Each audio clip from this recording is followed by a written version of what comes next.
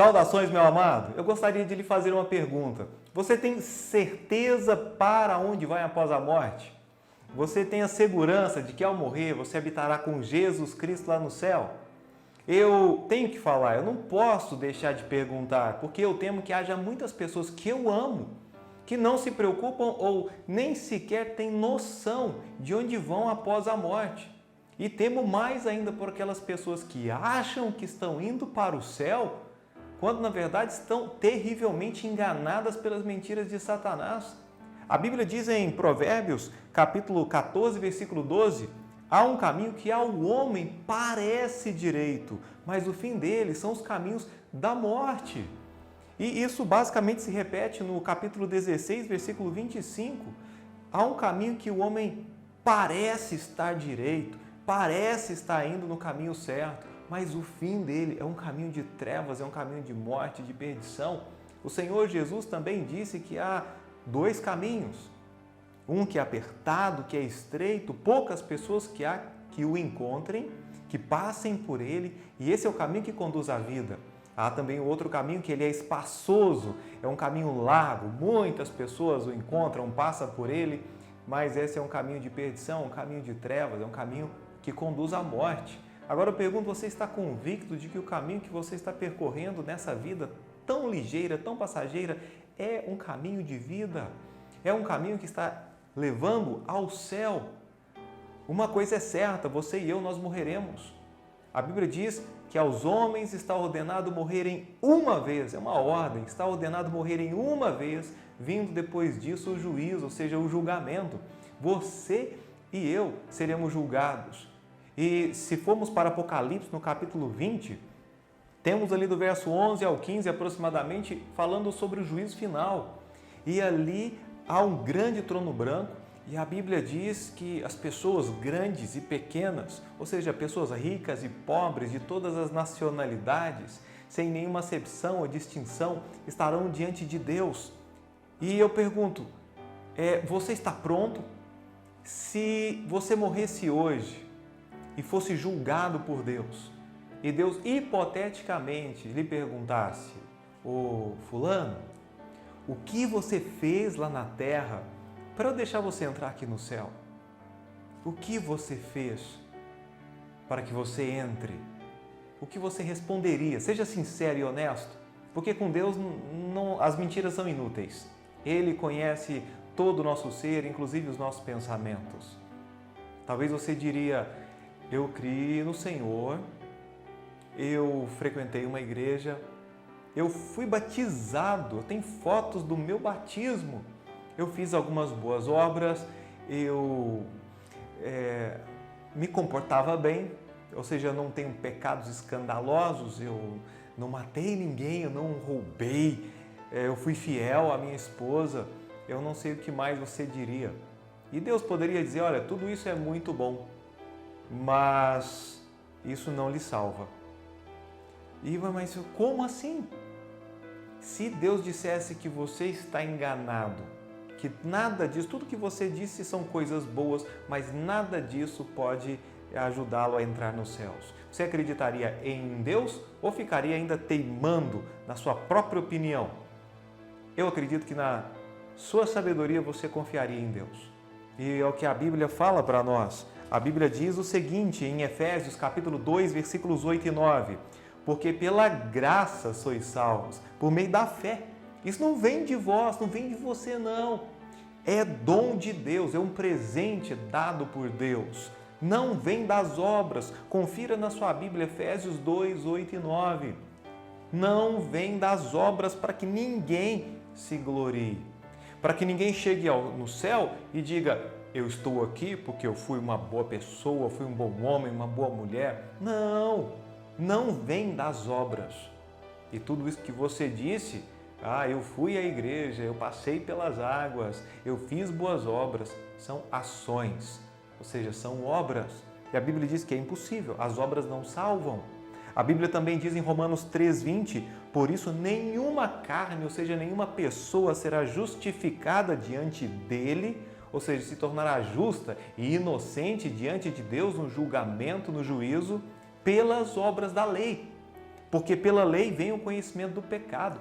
Na verdade, o nosso grande problema chama-se pecado. A Bíblia diz em Romanos 3:23, porque todos pecaram e destituídos estão da glória de Deus. Essa palavra destituído significa privados, separados, estamos da glória de Deus em razão dos nossos pecados. E independentemente da quantidade de boas obras que façamos, elas não perdoam, compensam os nossos pecados. Não há uma balança no céu, como muitos acreditam, onde se coloca de um lado as boas obras e de outro lado os pecados, acreditando que as boas obras pesem mais. Não existe essa forma de compensação e o pecado ainda continua, a transgressão da lei de Deus, seja por comissão, por omissão ou por pensamento, eles estão ali e precisam serem lavados, perdoados. E eu pergunto, se você soubesse que há um meio, na verdade um único meio de tirar os seus pecados, de tirar toda a imputação de pecado, toda a condenação que os pecados trazem sobre a sua vida, você gostaria de saber?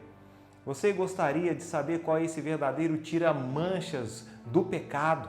Como se você estivesse todo sujo, a sua alma suja com o pecado e tivesse um tira-manchas, um único tira-manchas que pudesse lavá-lo completamente dos seus pecados. Você gostaria de saber qual é? E se sim, por que você gostaria? A Bíblia diz que existe um tira-manchas para o pecado. Eu gostaria que você atentamente abrisse a sua Bíblia em Apocalipse, capítulo 1, versículo 5. A Bíblia diz: e da parte de Jesus Cristo, que é a fiel testemunha, o primogênito dentre os mortos e o príncipe dos reis da terra, aquele que nos amou e em seu sangue nos lavou dos nossos pecados. O verdadeiro tira-manchas de pecado chama-se sangue de Jesus Cristo. É o sangue de Jesus Cristo que é capaz de nos lavar dos nossos pecados. A Bíblia diz em Mateus 26:28, porque isto é o meu sangue, o sangue do Novo Testamento que é derramado por muitos para a remissão dos pecados. A palavra remissão significa perdão dos pecados. Efésios 1:7 também diz, em quem temos a redenção pelo seu sangue. A redenção significa resgate, a remissão das ofensas segundo as riquezas da sua graça. A redenção pelo seu sangue. Colossenses 1:14, em quem temos a redenção pelo seu sangue, ou seja, pelo sangue de Jesus Cristo, a saber, a remissão dos pecados, o perdão dos nossos pecados. A única forma de sermos perdoados, de termos entrada no céu, é através do sangue de Jesus Cristo. O salário do pecado é a morte, isso de acordo com Romanos capítulo 6, versículo 23. Você e eu merecemos morrer porque pecamos. Então Jesus Cristo, que é inocente e que é justo, ele vem e se faz pecado por nós e ele vai à cruz do Calvário e ele morre no meu lugar, morre no seu lugar. Ali nós temos o inocente, o Cordeiro de Deus que tira o pecado do mundo. E aquele sangue que quando foi derramado na cruz do Calvário, ele foi derramado para a remissão, para o perdão dos meus pecados, pelos seus pecados. A Bíblia diz que ele foi sepultado e ele ressuscitou ao terceiro dia. Esse é o Evangelho. A Bíblia diz: o tempo está cumprido e o reino de Deus está próximo. Arrependei-vos e crede no Evangelho. Talvez agora você pergunte, pastor, o que eu faço para me apropriar do sangue de Jesus Cristo? Como eu faço para ser salvo, para ter vida eterna? Como eu faço para dormir nesta noite, podendo realmente ficar ali tranquilo, sabendo que a sua alma está guardada com Cristo em Deus? Você precisa reconhecer que você é um pecador e por causa dos seus pecados você está destituído da glória de Deus. Os seus pecados o impossibilitam de entrar nos céus. Não importa quem você seja, não importa o que você tenha feito, os seus pecados fazem separação entre você e o nosso Deus. Nós precisamos entender que a única forma de renovar ou de restaurar a comunhão entre o homem caído e o Deus Santo é através do sangue de Jesus Cristo, e por isso o unigênito veio ao mundo para que pudéssemos ser salvos. Arrependei-vos, porque é chegado o reino dos céus. Deve haver arrependimento. A pessoa só se arrepende quando ela entende quem ela é, e então pode se humilhar e buscar perdão dos seus pecados na pessoa de Jesus Cristo, que é o único capaz de perdoar os nossos pecados. A Bíblia diz em 1 João capítulo 1, versículo 9, se confessarmos os nossos pecados, Ele é fiel e justo para nos perdoar os pecados e nos purificar de toda, mas de toda a injustiça. Precisamos confessar os nossos pecados a Deus e clamar perdão, arrependidos de tudo o que fizemos, de quem nós somos, entendendo que não merecemos o céu, porque Deus é santo, Deus é justo, no céu não entra pecado, nada que contamine entra no céu. E nós somos impuros, nós somos pecadores, inclinados para o mal, com uma natureza pecaminosa desde a nossa origem, desde o nosso Gênesis. Nós precisamos de um Salvador, do único caminho que é Jesus Cristo. E uma vez que nós sabemos, nós devemos reconhecer que Jesus Cristo é o unigênito Filho de Deus, que Ele veio, morreu pelos nossos pecados, derramou seu sangue, foi ressurreto ao terceiro dia, e diante disso devemos invocar com todo o nosso coração o Senhor, porque a Bíblia diz que todo aquele que invocar o nome do Senhor será salvo. Mas isso deve ser de boca e também de coração, do mais profundo do seu coração, com todo o seu coração. A Bíblia diz em Romanos capítulo 10, versículos 9 a 13, a saber, se com a tua boca confessares ao Senhor Jesus e em teu coração creres que Deus o ressuscitou dentre os mortos, serás salvo. Visto que com o coração se crê para a justiça e com a boca se faz confissão para a salvação. Porque a Escritura diz, todo aquele que nele crer não será confundido, porque não há diferença entre judeu e grego, porque um mesmo é o Senhor de todos, rico para com todos os que o invocam. Porque todo aquele que invocar o nome do Senhor será salvo. Foi o que eu fiz há anos atrás, quando eu reconheci que sou um pecador miserável, separado de Deus, mas que Jesus Cristo, por amor, Ele veio, tomou meu lugar na cruz do Calvário, porque quem deveria morrer, essa pessoa deveria ser eu. Mas Jesus Cristo, de forma substitutiva, vicária, Ele morreu no meu lugar. Então eu reconheço que Ele é Deus e é o único capaz de me salvar. Eu entreguei a minha vida, entreguei a minha alma ao Senhor. E a partir de então, uma vez que somos salvos, nós temos vida eterna. Nosso nome é escrito no livro da vida e ele não pode ser riscado. A Bíblia diz, em João capítulo 10, versículos 27 e 28, Jesus dizendo, as minhas ovelhas, elas ouvem a minha voz e eu as conheço e elas me seguem e lhes dou a vida eterna. Eu pergunto para você, quanto tempo dura uma vida que é eterna? É claro que para sempre. Jamais perecerão, essa palavra tem peso, jamais, ou seja, nunca perecerão e ninguém as arrebatará da minha mão, ninguém vai poder te puxar das mãos de Jesus Cristo.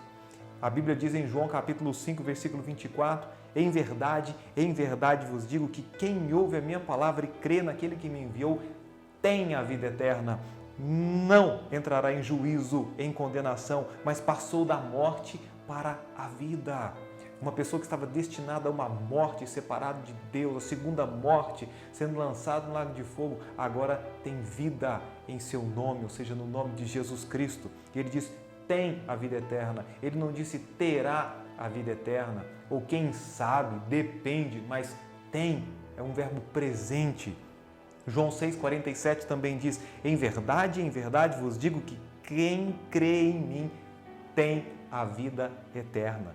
Romanos 8,1 diz, agora, pois, já nenhuma condenação há para os que estão em Cristo Jesus. Não há mais condenação. Você não será condenado. Por quê? Porque Jesus Cristo já pagou a nossa fiança. Jesus Cristo pagou o preço por nós. Jesus Cristo é o justo advogado. É Ele quem nos redime. É Ele quem é a nossa vida, é nele quem podemos confiar. Eu pergunto para você, você é salvo? E se não, que está esperando para invocar agora, mas agora mesmo o nome do Senhor, se entregue a Ele. Eu vou orar e você, de onde estiver, eu peço que encurve a sua cabeça, feche os seus olhos, se puder se ajoelhar, se ajoelhe, mas que seja de boca e de coração. E repita comigo essas palavras. Senhor Deus, eu reconheço que sou um pecador miserável, merecedor do castigo eterno. Mas eu sei que por amor o Senhor enviou seu Filho Jesus, o unigênito, para que todo aquele que nele crê não morra, mas tenha vida eterna. E agora, neste instante, eu me arrependo dos meus pecados. Eu creio em Jesus, que Ele morreu no meu lugar e que Ele é o único Salvador. Eu entrego a minha vida, a minha alma ao Senhor. Salva-me nesse instante, dá-me vida eterna através do sangue precioso de Jesus Cristo que perdoa os pecados. Senhor, a partir de agora, a minha alma, a minha vida pertence a Ti. Em nome de Jesus. Amém. Meu amado, se você orou nesse instante de boca, mas também de coração, a Bíblia diz que você é salvo e você pode se alegrar. Nesse instante, uma festa está acontecendo no céu, porque a Bíblia diz que quando um pecador se arrepende, quando o pecador é salvo, os anjos fazem festa lá nos céus. Louvado seja Deus. E agora o que você precisa fazer, eu te recomendo, leia a Bíblia todos os dias, ore todos os dias. Procure uma boa igreja para que você possa aprender e servir junto com seus novos irmãos. E compartilhe essa mensagem, a mensagem da salvação, aquilo que curou a sua alma, aquilo que lhe deu a vida eterna, para que você possa cumprir a comissão, a grande comissão de ir por todo mundo e pregar o Evangelho a toda criatura. Que o Senhor o abençoe.